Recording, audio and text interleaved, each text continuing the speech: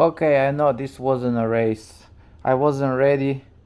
They were going faster than me and they hit the gas before me. I was kind of late, but still, how I saw, I could keep up with them even if they were rolling faster than me and even though they hit the gas before me. So I think if we went side by side at the same time, I could beat them. And I don't even want to say of the dig from the start.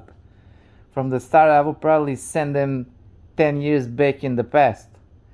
But if we're talking about M3, what is it, F80, the same age, 13, 2014, 15, and Mustang 5.0 the same year, on the roll, BMW would beat me. I'm not sure about 5.0, but BMW M3 and M4 would beat me.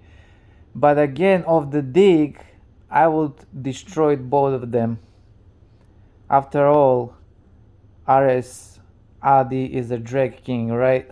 So what do you guys think? It's really nice car. Well, this is STO, is more expensive than a regular Huracan. Oh, it is? Okay. Yeah, this one is like 350.